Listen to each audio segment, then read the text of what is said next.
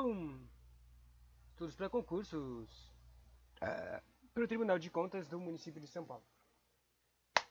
Uma coisa que provavelmente vai ter umas duas questões e a gente quer gabaritar. Mas é difícil também entender o que vai cair. É sobre noções de correspondência oficiais e comercial dos tipos de documentos, abreviações e formas de tratamento, manual da redação de presidência. Ou seja, manual de redação. É mó grande, o manual de redação. Vou deixar também. Agora, o que faz para o manual de redação? Basicamente ele mudou o treco e agora são de ofícios. Basicamente o que caem são tipo características. Quer dizer, pelo que eu entendo, tem três tipos de coisas que caem. Tipo, características, que são os princípios de como é o treco escrito. As qualidades, saber as qualidades que são usadas nos textos.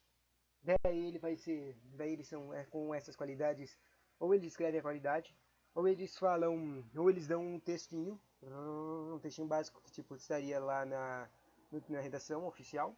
E daí você tem que saber o que falta nisso aqui. Ele está sofrendo erro de coesão e coerência, erro de objetividade ou erro de manifestação, ou eles repetem muitas palavras inconsistentes, esse tipo de coisas.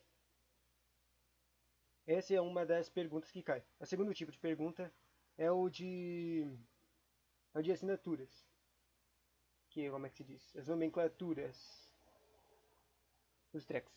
Porque, dependendo dos caras, dependendo do que eles fazem, e dependendo da sua hierarquia, existe um tipo de nomenclatura para eles. Tipo senhor, senhoras, que foi o que mudou mais, e agora praticamente é sempre senhor e senhoras.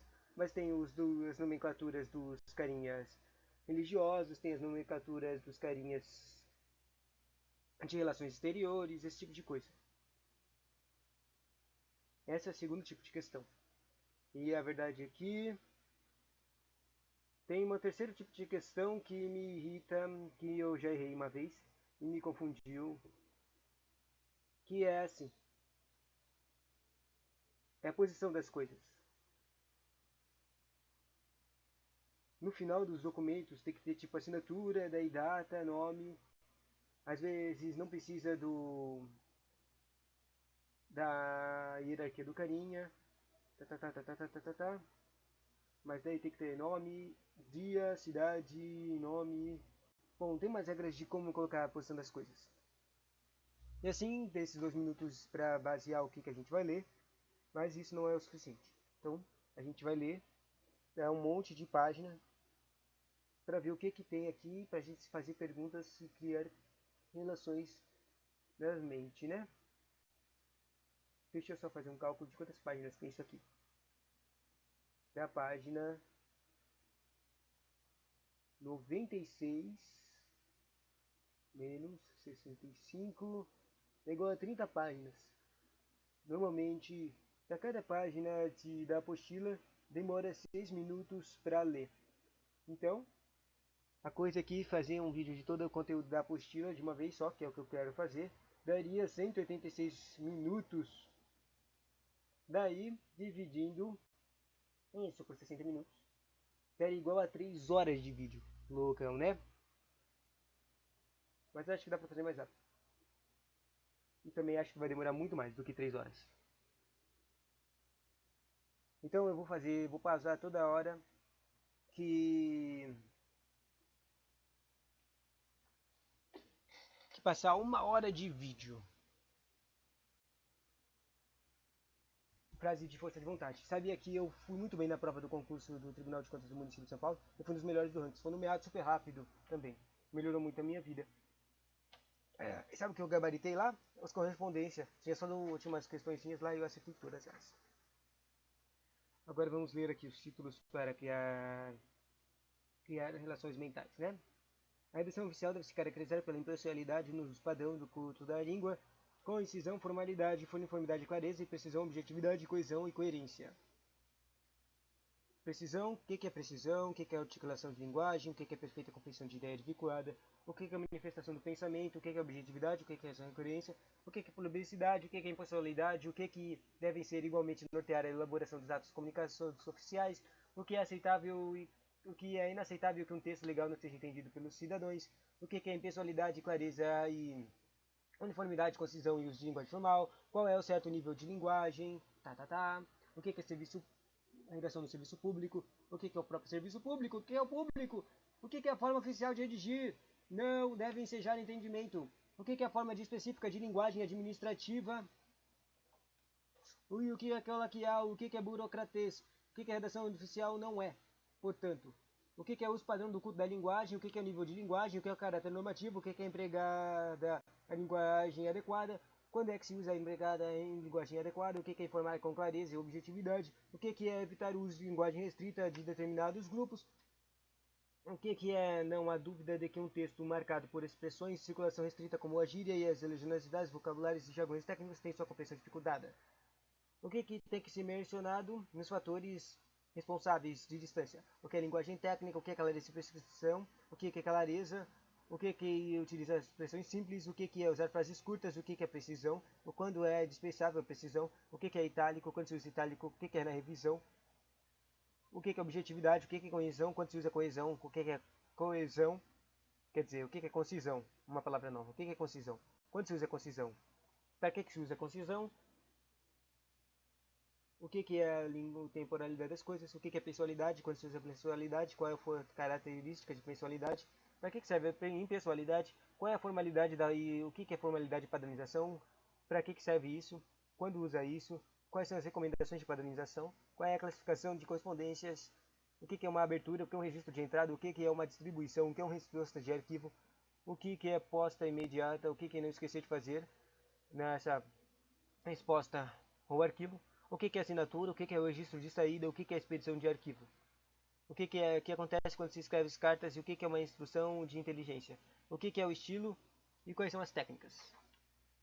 Quais são os tipos de correspondência, o que é um ato particular, o que é uma correspondência comercial, o que é uma correspondência oficial. O que são atos oficiais? Quando se usa atos oficiais? O que são atos de correspondência? Quando se usa atos de correspondência? O que são atos enunciativos? Quando é que se usa atos enunciativos? O que é uma carta, o que é um aviso, o que é um circular, o que é uma exposição de motivos, o que é um memorando, o que é uma mensagem, o que é um ofício, o que é um telegrama, o que é um requerimento, o que é um despacho, o que é um parecer, o que é um relatório, o que são normas normativos, atos normativos, quando se usa atos normativos, o que é um decreto, quando se usa um decreto, o que é uma ordem de serviço, quando se usa uma ordem de serviço, o que é uma portaria, quando se usa uma portaria, o que é uma resolução, quando se usa uma resolução, o que é um edital, quando se usa um edital. Quando que destina a fixar condições de prazo de legitimidade. O que é um regimento, quando se usa um regimento. O que é um regulamento, quando se usa um regulamento. O que são atos de ajustes, para que serve um ato de ajuste. Quando se usa um contrato, para que serve um contrato. Quando que se usa um convênio, para que serve um convênio e o que é um termo aditivo e para que serve um termo aditivo. O que são atos comprobatórios, quando se usa atos comprobatórios. O que é uma alvara, o que é uma ata, quando se usa uma ata e quando se usa uma alvara. De que jeito é usado uma ata? O que é um atestado? O que é uma certidão? O que é uma declaração? Quando se usa uma declaração? Quando se usa uma certidão? Quando se usa um atestado? O que são as comunicações oficiais? Quando se usa comunicações oficiais? Para que servem as comunicações oficiais? Qual é a concordância do gênero? Qual é a concordância da pessoa? Qual é a pessoa do emissor? Qual é a competência? Qual é a finalidade dos atos administrativos? Qual é a forma dos atos administrativos? Qual é o motivo dos atos administrativos? Qual é o objetivo dos atos administrativos? Isso aqui é uma base de conteúdo de direito administrativo também, mais interessante, né? O que é a pessoa emissora? O que é a acontece da pessoa? O que é o emprego de vossa, excelência, senhoria, etc. E sua excelência? É a nomenclatura. O que é a abreviatura dessas coisinhas aí das formas de tratamento? Qual é quando se usa a vossa magnificência? Quando se usa os pronomes de tratamento diferenciados? Quais são os pronomes de tratamento indiretos? E quando se levam à concordância da terceira pessoa? E quais são os pronomes possessivos e quando se usa eles? O que quando se usa vossa, quando se usa seu? Quais são os adjetivos referidos sobre o sexo de pessoa? Quais são os empregos dos pronomes de tratamento? Quando é que se usa o vocativo? Quando é que se usa o poder? Quais são os vocativos do poder executivo? Quais são os vocativos do poder legislativo? Quais são os vocativos do poder judiciário? Quais são os outros vocativos? O que são as autoridades? Quando se usa sua? Quando se usa digníssimo? Quando se usa particulares? Quais são as autoridades particulares? Quando se usa vossa senhoríssima? Quando se usa ilustríssimo? Na verdade, essas coisas de vossas ilustríssimas e digníssimas, eu acho que parece que não estão sendo usadas. O que o cara é religioso? Quais são as nomenclaturas de autoridades universitárias? Quais são as nomenclaturas de autoridades judiciárias? Quais são as nomenclaturas de autoridades militares? E quais são as nomenclaturas de autoridades monárquicas? E quais são as nomenclaturas de autoridades civis? E já acho que está bom. Eu vou terminar aqui, que eu acho que provavelmente vai dar 1 hora com só essas perguntinhas que a gente fez. Então eu vou ler quantas páginas? Deixa eu ver. De novo, fazer, mesmo tendo já passado 10 minutos, vamos ver uma verificação de tempo. É a página 78 a menos 65 dá igual a 13 páginas, umas 10 páginas. Cada página são 6 minutos. Se você ler sem fazer comentários, dá 78 minutos. 78 minutos dividido por 60 dá igual a... Opa! 78 dividido por 60 dá igual a 1 hora e 3,3. Só que não é 30 minutos, é 1 hora e a divisão de 10 de 6, ou seja, 6 vezes 6 vezes 6. Ou seja, 1 hora e 18 minutos de tempo para ler tudo isso aqui. Se não ficar fazendo comentários e relações mentais entre o conteúdo, né? Mas vamos. Noções sobre correspondência oficial comercial. Tá. Redação oficial é o meio utilizado para estabelecimento de relações de serviços de administração pública e corresponde ao método uniforme de redigir atos normativos e comunicações oficiais para que se alcance a efetividade dessas relações. São traçadas normas de linguagem e padronização no uso de fórmulas de estéticas para as comunicações escritas, as quais são revestidas de certas peculiaridades restritas ao meio. As comunicações oficiais devem primar pela objetividade, transparência e clareza, simplicidade e impessoalidade. Nesse sentido, a redação oficial, da qual se deve extrair uma única interpretação, há de procurar ser compreensível por todo e qualquer cidadão brasileiro. Com esses cuidados, é possível aprimorar um item fundamental na profissionalização do servidor, na racionalização do trabalho e na redução dos custos. Em uma frase, pode-se dizer que a redação oficial é a maneira pela qual o poder público redige os atos normativos e comunicações. Interessa-nos tratá-la do ponto de vista do poder executivo. A redação oficial deve ser caracterizada pela impessoalidade, uso de padrão de culto da língua, concisão, formalidade, uniformidade, clareza e precisão, e objetividade, coesão e coerência. Fique atento. Essas 4 últimas características foram acrescentadas no novo manual de redação. Vejamos. Precisão. O atributo de precisão complementa a clareza e caracteriza-se por articulação de linguagem comum ou técnica para a perfeita compreensão da ideia veiculada no texto. Mas cuidado, a linguagem técnica é permitida desde que usada de forma que não haja dúvidas na informação. Depois, o ponto de manifestação de pensamento ou de ideia com as mesmas palavras, evitando o emprego de sinônimos com propósitos meramente estilísticos. Depois, a escolha de expressão ou palavra que não confira duplo sentido. O próximo é a objetividade. Ser objetivo é ir diretamente ao assunto do que deseja ter ou abordar, sem voltas e sem redundância.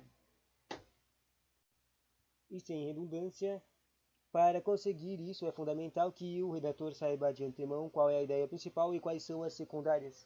Coesão e coerência. É indispensável que o texto tenha coesão e coerência. Tais atributos favorecem a conexão, a ligação e a harmonia entre os elementos de um texto. Percebe-se que o texto tem coesão e coerência quando se lê um texto, se verifica que as palavras, as frases e os parágrafos estão entrelaçados, dando continuidade uns aos outros. Fica a dica, todo o texto precisa estar conectado, para isso fica atento à regência nominal e verbal, usando das preposições corretas de acordo com a intenção do texto. Fundamentalmente, esses atributos decorrem da Constituição, que dispõe o artigo 37. A administração pública direta, indireta e fundacional de qualquer dos poderes da União, dos Estados, do Distrito Federal e dos municípios obedecerá aos princípios de legalidade, impessoalidade, moralidade, publicidade e eficiência. Sendo a publicidade e a impessoalidade princípios fundamentais de tal administração pública, claro, esta que devem igualmente nortear a elaboração dos atos de comunicações oficiais. Não se concebe que um ato normativo de qualquer natureza seja redigido de forma obscura e que dificulte ou impossibilite a sua compreensão. A transparência no sentido dos atos normativos, bem como sua inteligibilidade, são requisitos do próprio Estado de Direito. É inaceitável que um texto legal não seja entendido pelos cidadãos. A publicidade implica pois necessariamente claras de concisão. Além de atender a disposição constitucional, a forma dos atos normativos obedece a certa tradição. Há normas para sua elaboração que remontam ao período de nossa história imperial, como, por exemplo, a obrigatoriedade, que foi estabelecida por decreto imperial de 10 de sei lá o quê, de 1822, de que tá escrito aponha, de que se aponha ao final destes atos o número de anos transcritos desde a independência. Essa prática foi mantida no período republicano. Nesses mesmos princípios, a impessoalidade, clareza, uniformidade e concisão do uso de linguagem formal aplicam-se às comunicações oficiais e elas devem sempre permitir a uma única interpretação, a serem estritamente pessoais e uniformes, e o que exige o uso de certo nível de linguagem. Nesse quadro fica claro também que as comunicações oficiais são necessariamente uniformes, pois há sempre um único comunicador, que é o serviço público, e o receptor dessas comunicações ou é o próprio serviço público, no caso de expedientes dirigidos por um órgão a outro, ou é o conjunto de cidadãos ou instituições tratados de forma homogênea, o público. Acrescenta-se, por fim, que a identificação a que se buscou fazer essas características específicas de forma oficial não deve ensejar o entendimento de que se propõe a criação ou se aceite a existência de uma forma específica de linguagem administrativa, o que coloquialmente e pejorativamente se chama burocratês. Este é antes de uma distorção do que deve ser a redação oficial e se caracteriza pelo abuso de expressões e clichês do jargão burocrático de formas arcaicas de construções de frases. A redação oficial não é, portanto, necessariamente ainda árida e infensa a evolução da língua, e que sua finalidade básica, que é comunicar com a possibilidade e máxima clareza, impõe certos parâmetros ao uso e que se faz da língua de maneira diversa daquelas de literatura, do texto jornalístico, de correspondência particular e etc. Apresentadas essas características fundamentais da redação oficial, passamos à análise pormenorizada de cada uma delas. O uso do padrão culto da língua, que é a necessidade de empregar determinado nível de linguagem nos atos e expedientes oficiais, decorre de um lado do próprio caráter público desses atos e comunicações, do outro lado sua finalidade, os atos oficiais aqui entendidos como atos de caráter normativo, ou estabelecem regras para a conduta dos cidadãos, ou regulam o funcionário dos órgãos públicos, o que só é alcançado se em sua elaboração por empregado e linguagem adequada, os mesmos se dá com os expedientes oficiais cuja finalidade pessoa é a de informar com clareza e objetividade. As comunicações que partem dos órgãos públicos federais devem ser compreendidas por todo e qualquer cidadão brasileiro. Para atingir esse objetivo, há que evitar o uso de uma linguagem estrita a determinados grupos, e não há dúvida de que um texto marcado por expressões de circulações restritas, como a gíria, os regionalismos, vocabulários ou o jargão técnico, tem sua compreensão dificultada. Ressalta-se que há necessariamente uma distância entre a língua falada e a escrita. Aquela é extremamente dinâmica, reflete de forma imediata qualquer alteração de costumes e pode, eventualmente, conter com outros elementos que auxiliam a sua compreensão, como os gestos e entonação, para mencionar apenas alguns dos fatores responsáveis por essa distância. Já a língua escrita incorpora mais lentamente as transformações e tem maior vocação para a permanência e vale-se apenas de si mesmo para comunicar. A língua escrita, como falada, compreende diferentes níveis de acordo com o uso de que dela se faça. Por exemplo, em uma carta a um amigo podemos nos valer de determinado padrão de linguagem que incorpore as expressões extremamente pessoais ou coloquiais em um parecer jurídico. Não se há de estranhar a presença do vocabulário técnico e a correspondência. Nos dois casos, há um padrão de linguagem que atende ao uso de que se faz da língua, a finalidade com que empregamos. O mesmo ocorre com os textos oficiais por sua caráter impessoal. Por sua finalidade de informar com o máximo de clareza e concisão, eles requerem o uso de padrão culto da língua. A consciência de que o padrão culto é aquele em que se observam as regras de gramática formal e se emprega um vocabulário comum ao conjunto dos usuários do idioma. É importante ressaltar que a obrigatoriedade e o uso padrão do padrão culto na redação no decorre do fato de que ele está acima das diferenças lexicais, morfológicas ou sintéticas regionais, dos modismos vocabulares das idiosincrasias linguísticas, permitindo, por essa razão, que se atinja a pretendida compreensão por todos os cidadãos. Lembre-se de que o padrão culto nada tem contra a simplicidade da expressão, desde que não seja confundido com pobreza de expressão. De nenhuma forma o uso de padrão culto implica emprego de linguagem rebuscada, nem dos contorcionismos sintáticos e figuras de linguagem próprios da língua literária. Pode-se concluir, então, que não existe propriamente de um padrão oficial de linguagem, o que é o uso de padrão culto nos atos de comunicações oficiais. É claro que haverá preferência pelo uso de determinadas expressões, ou será obedecida certa tradição no emprego das formas sintáticas, mas isso não implica necessariamente que se consagre a utilização de uma forma de linguagem burocrática. O jargão burocrático, como todo jargão, deve ser evitado, pois terá sempre sua compreensão limitada. A linguagem técnica deve ser empregada apenas em situações que a exijam, sendo de evitar o uso indiscriminado. Sobre a clareza e precisão. Clareza. A clareza deve ser a qualidade básica de todo texto oficial. Pode-se definir como claro aquele texto que possibilita a imediata compreensão pelo leitor. Não se concebe no que o documento oficial ou o ato normativo de que qualquer natureza seja redigida de forma obscura que dificulte ou impossibilite sua compreensão.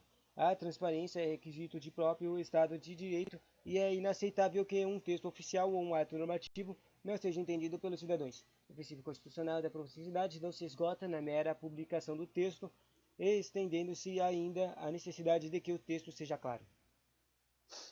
Para a obtenção da clareza, sugere-se a utilizar palavras e expressões simples em seu sentido comum, salvo quando o texto versar sobre um assunto técnico, hipótese em que se utiliza a nomenclatura própria da área.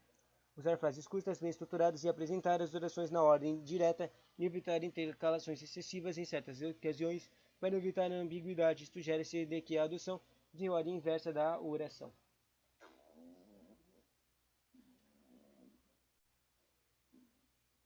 Buscar a uniformidade do tempo em todo o texto. Outro ponto é não utilizar regionalismos e neologismos. Outro ponto é...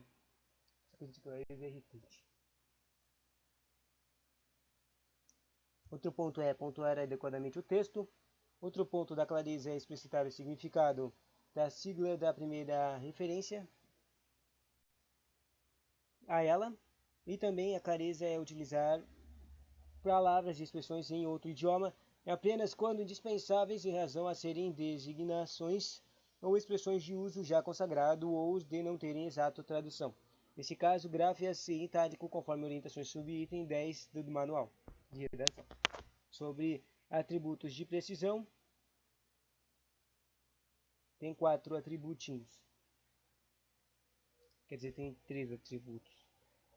Primeiro, o atributo de precisão complementa a clareza e caracteriza-se por articulação de linguagem comum e técnica para a perfeita compreensão da ideia veiculada no texto, a manifestação do pensamento ou a ideia com as mesmas palavras, evitando o emprego de sinonimia com um propósito meramente estilístico, e por fim a característica, quer dizer, o atributo de escolha de expressão ou palavra que não confira duplo sentido ao texto.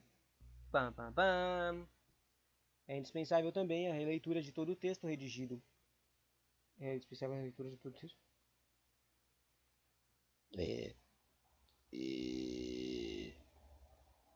A ocorrência em textos oficiais de trechos obscuros provém principalmente da falta de releitura, o que tornaria possível sua correção.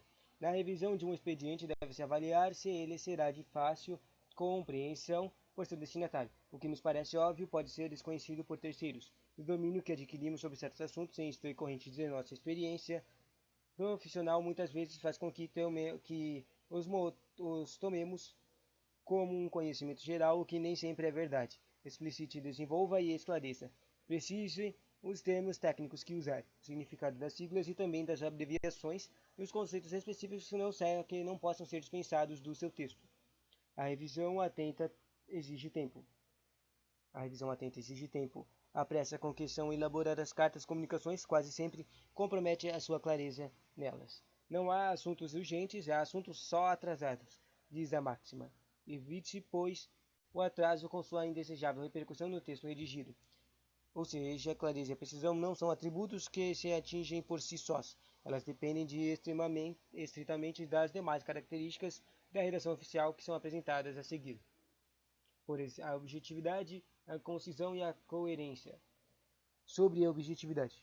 Ser objetivo é ir diretamente ao assunto que se deseja abordar, sem voltas e sem redundâncias. Para conseguir isso, é fundamental que o redator saiba de antemão qual é a ideia principal de quais são as secundárias. Procure perceber certa hierarquia de ideias que existe em todo o texto de alguma complexidade, as fundamentais e as secundárias. Esses últimos podem esclarecer o sentido daquelas, detalhá-las e exemplificá-las, mas existem também ideias secundárias que não acrescentam informação alguma ao texto, nem têm nenhuma relação maior com os fundamentos, podendo, então, por isso, ser dispensadas, o que também proporciona maior objetividade ao texto, ou seja, tira coisas inúteis.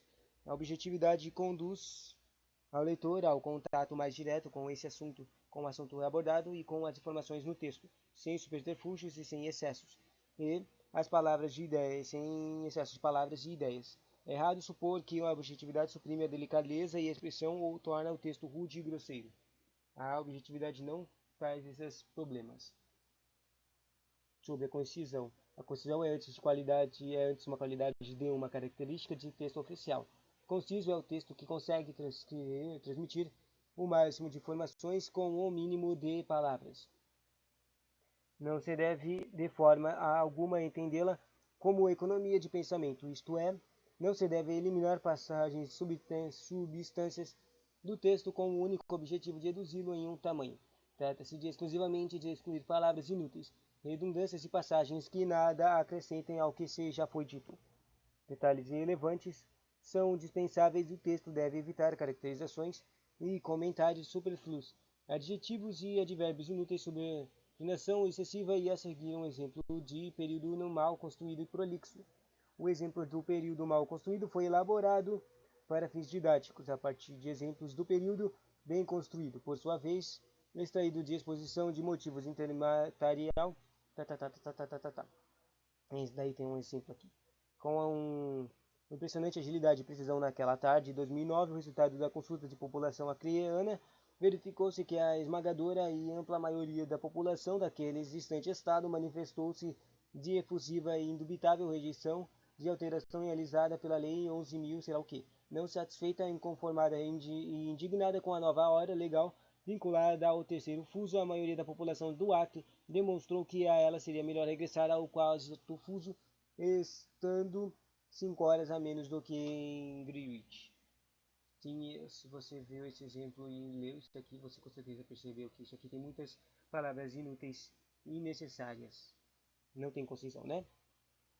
Nesse texto há vários detalhamentos desnecessários. Abusou-se no emprego de adjetivos impressionalmente, esmagadora, ampla, inconformada, indignada. Ele ficou usando esse tipo de palavras, o que lhe confere carga afetiva injustificável, porque tem que ser impessoal também, né? Em texto oficial, que deve aprimorar a impessoalidade, eliminando os excessos, o período ganha a concisão, a harmonia e a unidade. Daí um exemplo da mudança. Tipo, antes o texto tinha umas 8 linhas. Agora só tem... Não, tinha umas 12 linhas. Agora só tem 7. Apurado o resultado de consulta da população acreana, verificou-se que a maioria da população se manifestou pela rejeição de alteração realizada pela Lei 11... E ponto. Só isso aqui. Não precisava falar nada sobre a população, sobre o tipo dela, por que ela quer, não quer, Ou nem precisava o horário, tipo, por que falou do horário e o dia. Continuando.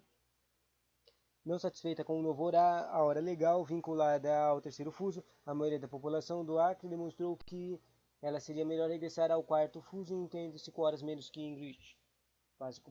Respondeu tudo o que queria. Agora sobre confirmação de coesão e coerência. O que é isso? É indispensável que o texto tenha coesão e coerência. Tais atributos favorecem a conexão, a ligação e a harmonia entre os elementos de um texto. Percebe-se que o texto tem coesão e coerência quando se lê um texto e se verifica que as palavras, as frases e os parágrafos estão entrelaçados, dando continuidade uns aos outros. Alguns mecanismos que estabelecem a coesão e a coerência de um texto são referências de substituições, elipse e uso de conjunção. A referência diz respeito aos termos que se relacionam ao outro necessários à sua interpretação. Esses mecanismos podem dar-se por retomada de uso de um termo, relação com que é precedente no texto, ou por antecipação de um termo cuja interpretação dependa do que se segue. Tem tantas características, meu. Exemplos. O deputado efetuou a instalação da CPI de corrupção. Ele aguardou a decisão do plenário. Ponto. O TCU apontou... Eu vou marcar aqui os exemplos. Um ponto, exemplo 2, exemplo 3, exemplo 4, exemplo 5, exemplo 5, exemplo 6, exemplo 7, e exemplo 8, e exemplo 9. Tem tantos exemplos. Exemplo 10. Exemplo... O deputado evitou a instalação do CPI da corrupção. Ponto. Ele aguardou a decisão do plenário. Ponto. O TCU apontou essas irregularidades, a falta da assinatura da identificação do documento. A substituição é a colocação de um item lexical no lugar de outros ou no lugar de uma oração. Segundo os exemplos. O presidente assinou o acordo. Ponto. O chefe do Poder Executivo Federal propôs reduzir as alíquotas. Ponto. O ofício está pronto. Ponto. O documento trata de exoneração do servidor. Ponto. Os governadores decidiram acatar a decisão. Ponto. Em seguida, os prefeitos fizeram o mesmo. Ponto. A elipse consiste na omissão de um termo recuperável pelo contexto. Ponto. Vários parágrafos, né, com várias coisas bem claras. E últimos exemplos. O decreto regulamenta os casos gerais, a portaria, os particulares. Pontos. Decreto gerais, portaria, particulares. Na segunda oração houve uma omissão do verbo regulamento. Entendi. Outra estratégia para proporcionalmente coesão e coerência. Outra estratégia para proporcionar coesão e coerência ao texto é utilizar a conjunção para estabelecer a ligação ao texto.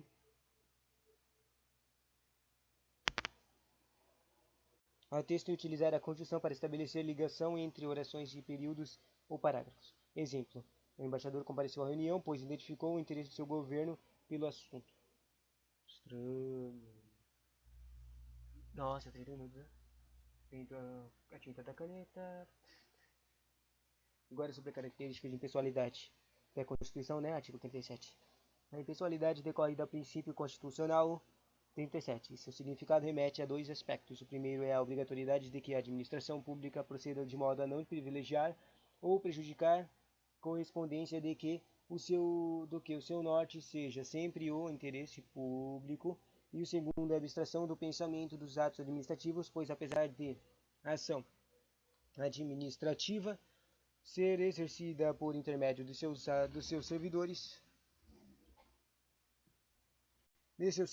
o resultado então somente da vontade estatal.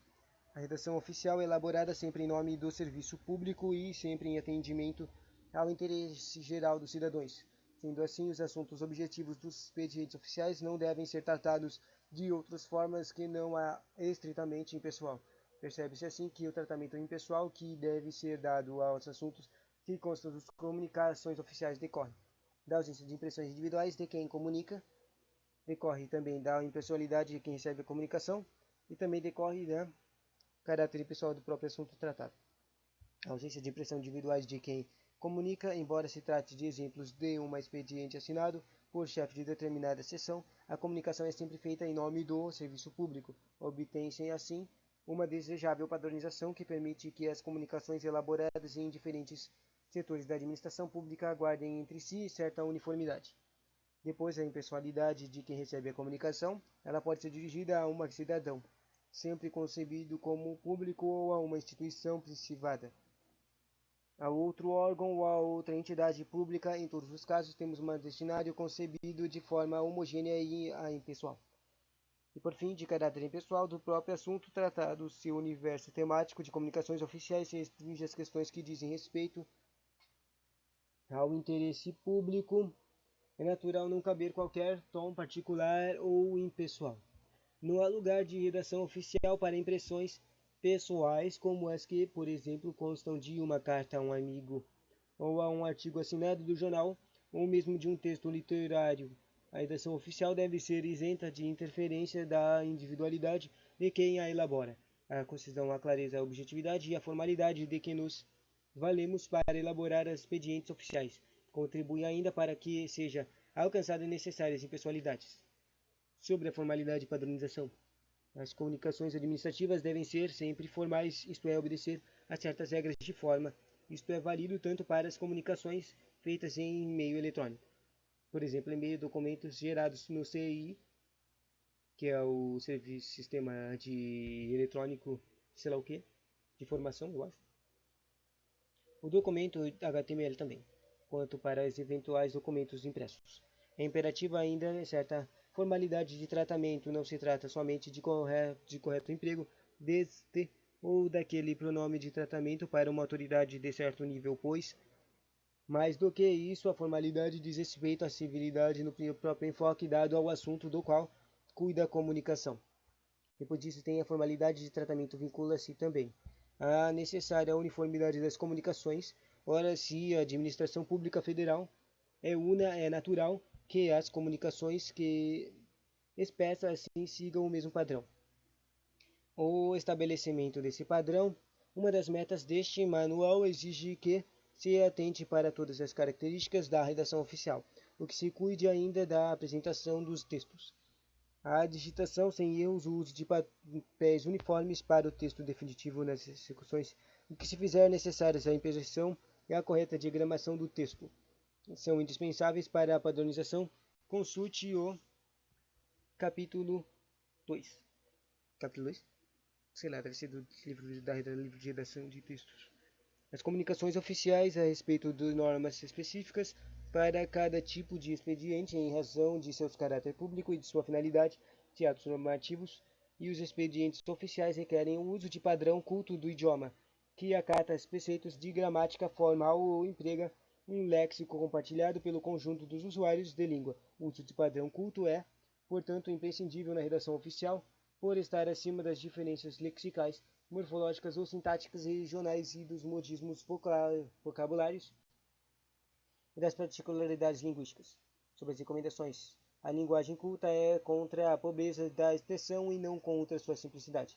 O uso do padrão culto não significa empregar a língua de modo rebuscado e utilizar figuras de linguagem próprias de estilo literário.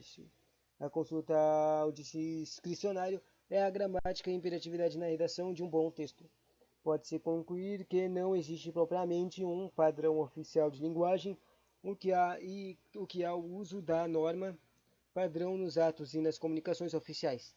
É claro que haverá preferencialmente pelo uso de determinadas expressões, ou será obedecida certa tradição no emprego de formas sintáticas, mas isso não se implica necessariamente que se consagre de uma forma de linguagem burocrática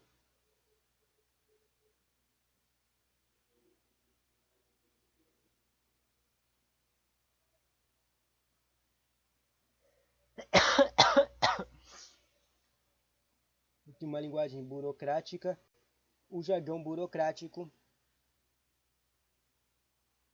como todo jargão, deve ser evitado, pois fere sempre a sua compreensão limitada. E agora eu estou cansado. Vamos dar uma pausinha. A próxima tema que eu vou falar é sobre classificação e correspondência.